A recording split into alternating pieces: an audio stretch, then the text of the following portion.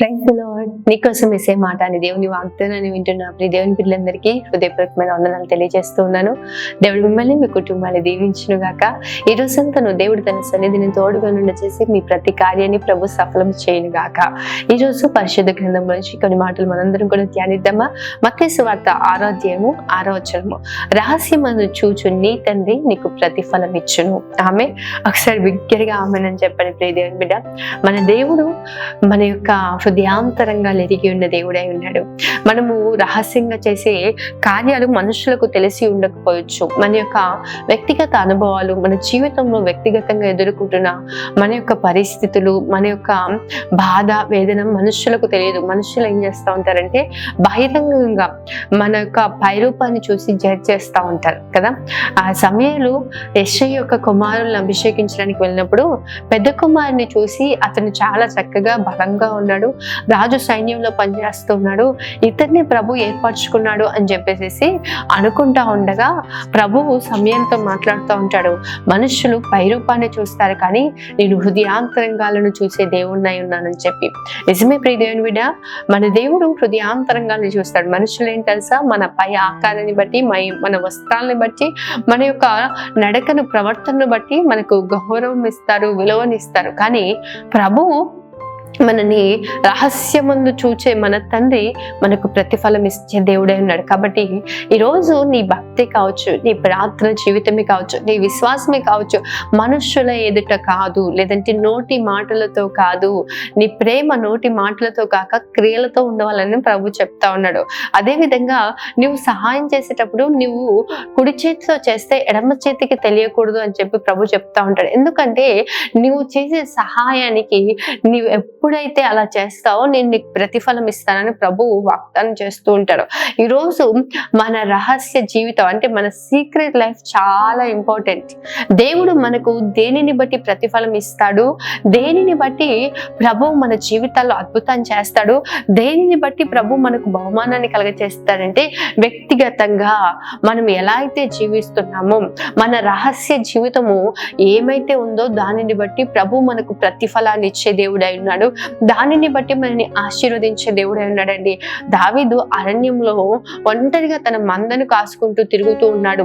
ఆ దావీదును ఎవ్వరూ చూడలేదు, కానీ ప్రభువు దావీదును చూచి ఉన్నాడు.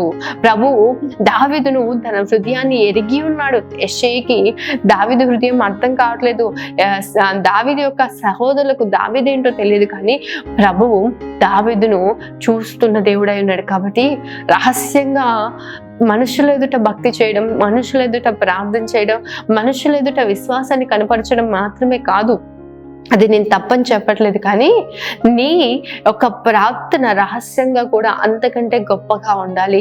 నీ వ్యక్తిగతంగా నీ విశ్వాసం గొప్పదిగా ఉండాలి. నీ హృదయము దేవుని సన్నిధిలో పరిశుద్ధమైనదిగా ఉండాలి.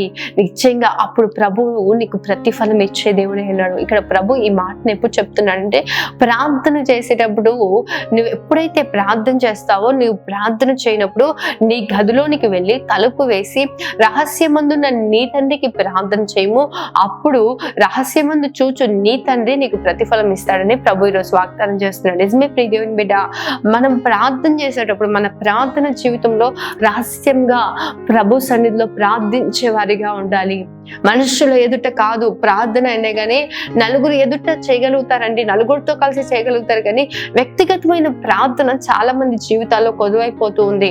వ్యక్తిగతంగా ప్రభు సన్నిధిలో గడిపే అనుభవం కొదువైపోతూ ఉంది. ఈరోజు వ్యక్తిగత ప్రార్థన చేసే వారి జీవితాల్లో కలిగే మేలేంటి తెలుసా, వారికి ఉండే ఆత్మీయ అనుభవం ఏంటి తెలుసా, వారు ఏ పాపం చేసి అంటే ఏ పాపంలో ఇంతకుముందు వారు జీవించినా ఆ పాపాన్ని ఒప్పుకొని విడిచిపెట్టగలుగుతారు. ఇకపై ఎన్నడూ కూడా పాపం చేయకుండానట్లుగా ప్రభు సన్నిధిలో దేవుని కృపను పొందుకొని నడిపింపగలుగుతారు. వ్యక్తిగత ప్రార్థన చేసే వారిలో ధైర్యం ఉంటుంది. ప్రభు సన్నిధిలో వ్యక్తిగతంగా రహస్యంగా మొరపెట్టే వారికి ఒక ధైర్యం ఏంటంటే దేవుడు నా ప్రార్థన వింటున్నాడు.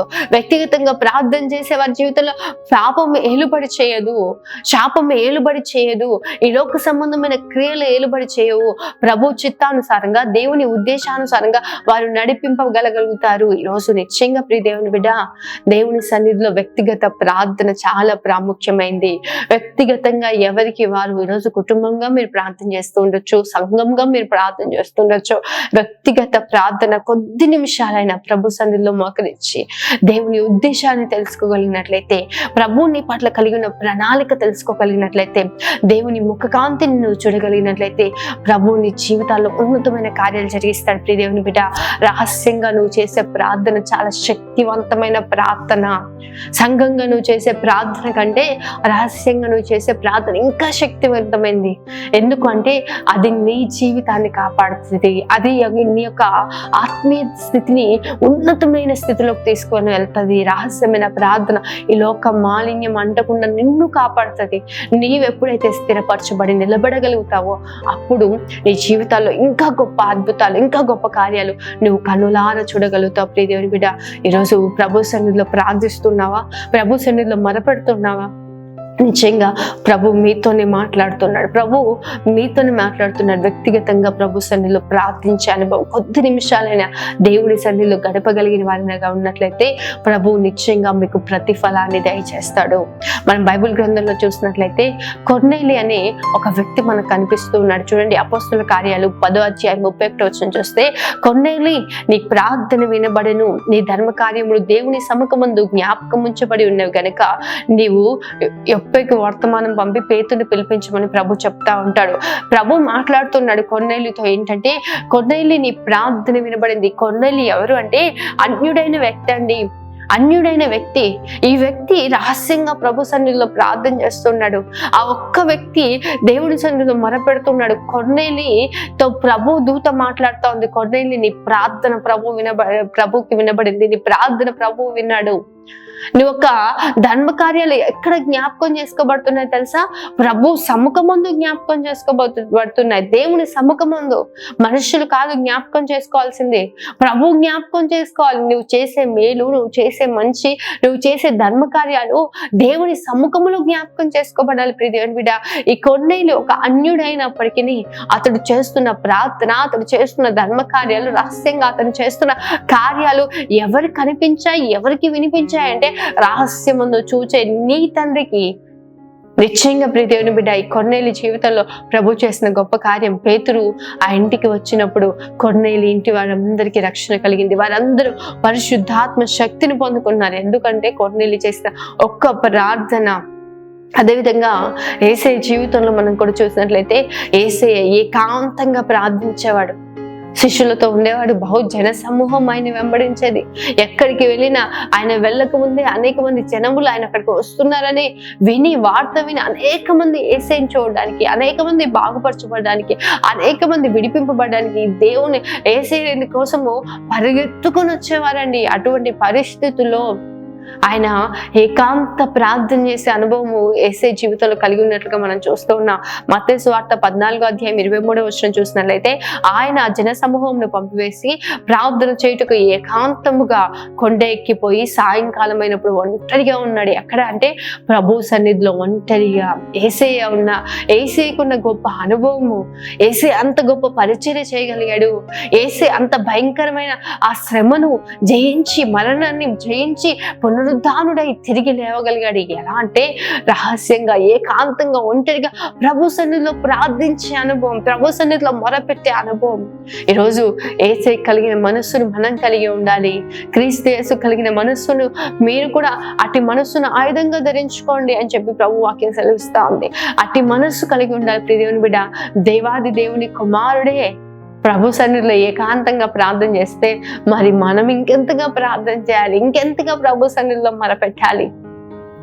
అదేవిధంగా మనం చూస్తున్నట్లయితే అపోస్తలుల కార్యాల్లోనే మనకు ప్రభు మాట కనిపిస్తుంది. చూడండి, 9వ అధ్యాయం 11వ వచనం చూసినట్లయితే, అతడు ప్రభువా ఇదిగో నేనున్నానన్ను. అందుకు ప్రభు, నీవు లేచి తిన్నదనబడిన వీధికి వెళ్ళి యూదా అనువాని ఇంట తార్సువాడైన సౌలు అనువాని కొరకు విచారించుము, ఇదిగో అతడు ప్రార్థన చేయించున్నాడు అని చెప్పేసి అననీయతో ప్రభు మాట్లాడుతున్నాడు. అననీయను ప్రభు పిలిచి, ఇదిగో ఒక తార్సు వాళ్ళ ఇంటిలో సౌలు ఉన్నాడు, అతని కొరకు నువ్వు విచారించుము, అతడు ఏం చేస్తున్నాడు అంటే ప్రార్థన చేస్తున్నాడు. సౌలు ప్రార్థన చేస్తున్నాడని ఎవరికి తెలియదండి.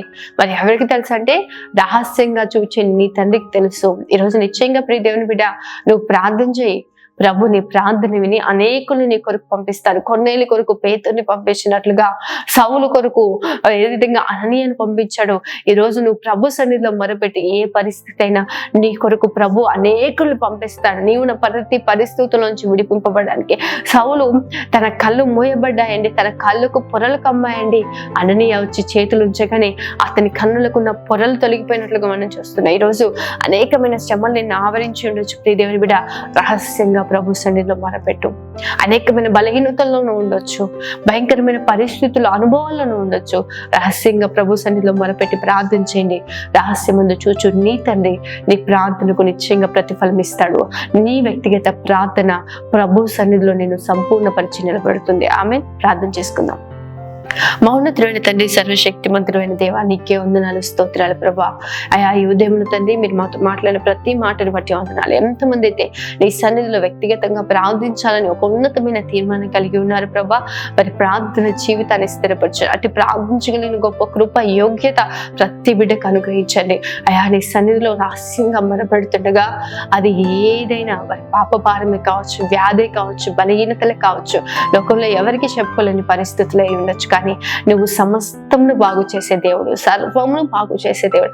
అది ఏదైనప్పటికీ ప్రభా నీ సన్నిధిని ఆశ్రయించి నీ బిడ్డలు ప్రార్థిస్తుండగా ప్రతి ప్రార్థన మీరు విని ప్రతి ప్రార్థనకు మీరు సమాధానం కలగజేయబోతున్నందుకు మీకు వందనాలు, స్తోత్రాలు చెల్లిస్తూ సమస్తమైన మహిమ మీకే అర్పిస్తూ ప్రభా ఈరోజు అందరూ బిడ్డలకు తోడుగా ఉండండి. నీ సన్నిధిని తోడుగా నుండి చేయండి. వారికి కావాల్సిన సహాయాన్ని అనుగ్రహించండి. వారి అక్కర్లన్నీ తీర్చి ఆయన కృపను అనుగ్రహించమని యేసు పరిశుద్ధ నామములో అడిగి వేడుకుంటూ ఉన్నాను తండ్రి. ఆమేన్. దేవుడు మిమ్మల్ని మీ కుటుంబాన్ని దీవించి సకల సమృద్ధిని ప్రభు అనుగ్రహించును గాక. ఆమేన్. God bless you.